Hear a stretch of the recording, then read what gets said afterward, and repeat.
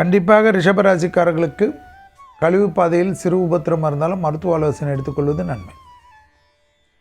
அதே போல் எப்பொழுதும் விஷ்ணு வழிபாடு, விஷ்ணு காயத்ரி எல்லாம் உங்களுக்கு ஏற்றத்தை தரும்.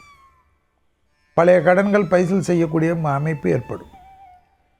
தொழில் ரீதியாக, உத்தியோக ரீதியாக, வியாபார ரீதியாக அலைச்சல்கள் இருந்தாலும் திடீரென்று சளி தொந்தரவு போன்ற விஷயத்தினால் ஒரு நாள் 2 நாள் டாக்டரை போய் பார்த்துட்டு வருவதெல்லாம் ஏற்படும். படைப்பாளிகள், கலைத்துறையினர், மீடியா துறையினர், அரசியல் துறையினர் இருப்பவர்களுக்கு பெரிய கௌரவம் ஏற்படும். அரசாங்க அதிகாரிகளுக்கு புது பொறுப்புகள் வரும்.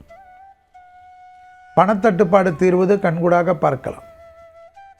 வரவுக்கு மீறிய செலவுகள் காணப்பட்டாலும் அதற்குண்டான வருமானம் காணப்படுவது ஆச்சரியமாக காணப்படும். எதிர்பார்க்காத நல்ல விஷயங்கள் நடைபெறக்கூடிய சாத்தியக்கூறுகள். உத்தியோகத்தில் அபிரிதமான ஏற்றம் பெறக்கூடிய ராசிக்காரர்கள் ரிஷபராசிக்காரர்கள். சுபவிரயத்தில் இருந்த சிக்கல் படிப்படியாக தீர்வதற்குண்டான அழைப்பும் அனுகூலமும் காணப்படும். சுபவிரயத்தில் ரொம்ப நாள் கிணத்தில் போட்ட கல்லாக இருந்த ஒரு விஷயம் மாறி ஒரு நல்ல பாசிட்டிவ் வைப் ஏற்படுவதற்குண்டான அற்புதமான காலகட்டம் ரிஷபராசிக்காரர்களுக்கு ஏற்படும்.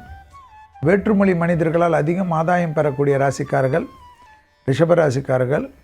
தொழிலிலேயே, உத்தியோகம் இல்லையே, வியாபாரம் இல்லையே, படிப்பில்லையே என்று சொல்லி கொண்டிருந்தால் உங்களுடைய ஜாதகத்தில் தான் ஏதாவது குறை என்பதை உங்கள் குடும்ப ஜோதிடரிடம் சொல்ல வேண்டுமே தவிர கிரகக்கோள்களில் ஆளுமை மிக மிக நன்மையாக காணப்படுகிறது.